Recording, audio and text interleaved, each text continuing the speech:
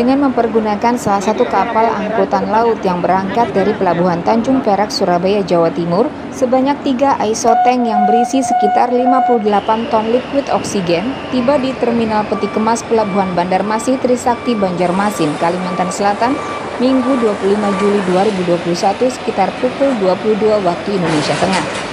Kedatangan ISO tank berisi sekitar 58 ton liquid oksigen, bantuan dari Kementerian Kesehatan serta berbagai pihak, dan pembelian dari pemerintah Provinsi Kalimantan Selatan ini langsung dipantau pejabat Gubernur Kalimantan Selatan Safrizal ZA beserta Satuan Tugas Ketersediaan Oksigen Kalimantan Selatan untuk memastikan agar suplai oksigen tidak terganggu.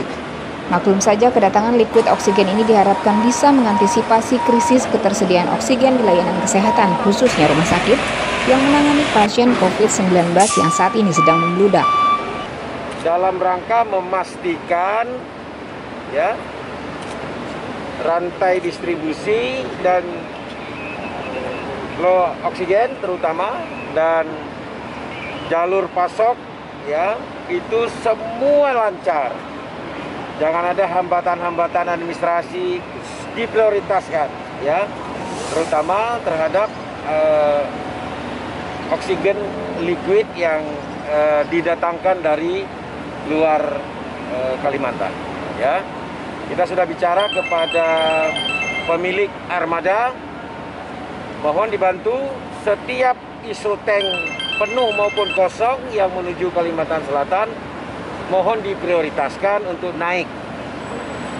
Dicarikan solusi kalau kapal penuh, yang jelas tangki ISO tank ini bisa naik agar tidak terputus distribusi oksigen untuk Kalimantan Selatan. Termasuk juga dari perusahaan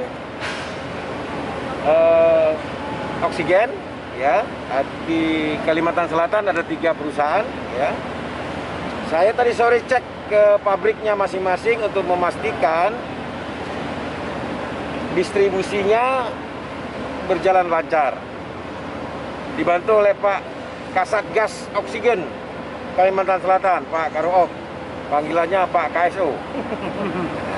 Beliau akan memonitor by hours, jam demi jam, untuk memastikan distribusi oksigen ke rumah sakit terpenuhi.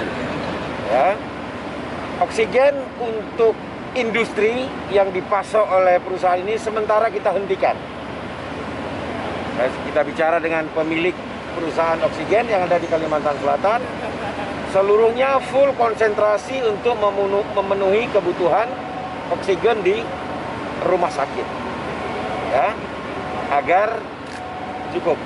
Memang kebutuhan oksigen cukup tinggi sekarang dari rumah sakit, oleh karenanya pengaturannya harus dilakukan dan dimonitor secara ketat, karena sistem oksigen di Kalimantan Selatan 2 metode saja. Pengisian gas dapat dilakukan oleh salah satu perusahaan, sementara yang lainnya melalui pengisian tabung dengan liquid.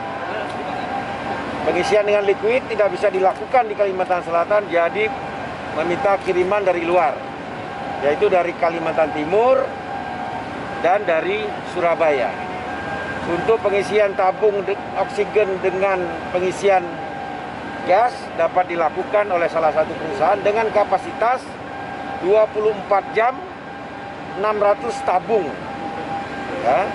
Inilah yang kita jaga agar tidak putus, karena bekerja 24 dan tabung kosong yang dikembalikan ini tidak terputus.